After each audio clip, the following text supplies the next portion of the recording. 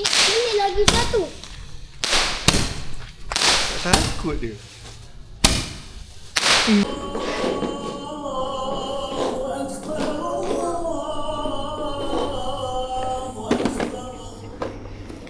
Selamat Hari Raya.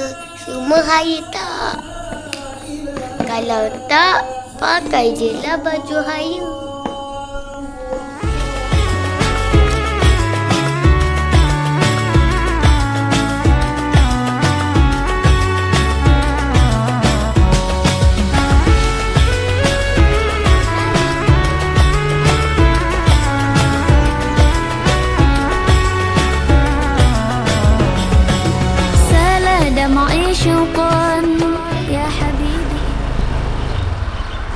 Ni masjid ke surau?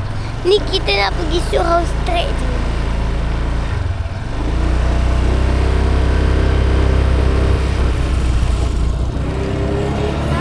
قلبي عشقا للصلاة عليك طارت روحي حبا في المنام إليك رام كل قربا سيدي لبيك قلبي في المدينة وجد السكينة قال يا نبينا السلام عليك قلبي في المدينة وجد السكينة محمد نبينا السلام عليك صلوات الله وسلامه عليك يا رسول الله صلوات الله وسلامه عليك يا حبيب الله صلوات الله وسلامه عليك يا رسول الله صلوات الله وسلامه عليك يا حبيب الله رسول الله حبيب الله رسول الله. Ada nak ucap apa? Selamat Hari Raya tapi kat surau ni dah habis dah. Dah tak boleh solat. Tengah khutbah. Solat kat rumah je lah. Hari ni hari raya pertama. Tapi yang 2 ekor ni untuk sembelih. Tapi saya pergi kat surau tu. Nampak lembu. Nak kena sembelih. رسول الله حبيب الله. Kita dah habis solat. Kita dah habis solat. Tapi Kita tak sempat solat. Sampai-sampai dah khutbah. Bukan rezeki kita. Padahal baru pukul 8.30. Tapi Dia start awal kan. Tapi yang lembu tu mata dia comel. Dah lah dia baik. Okey dah. Baik. Okey sama-sama. Kami mengucapkan Selamat Hari Raya. Aidiladha. Aidiladha. Aduh.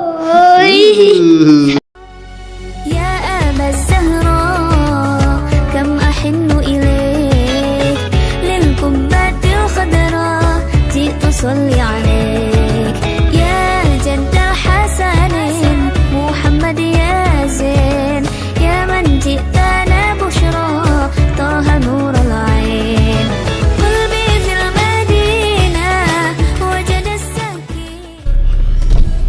Atta, bagi apa tu? Wah. Hari Raya. Ha. Yo. Hari Raya. Terima kasih. Bye-bye. Terima kasih Atam. Atam. Terima kasih. Dapat duit raya Atam bagi. Atam bagi. Terima kasih Atam.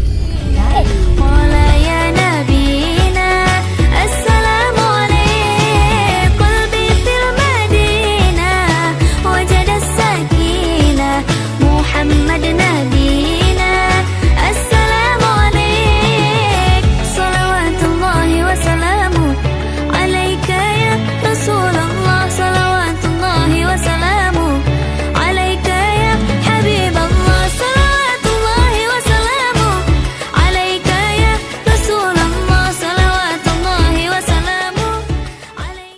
makan apa? Adik makan apa? Adik makan apa? Oh.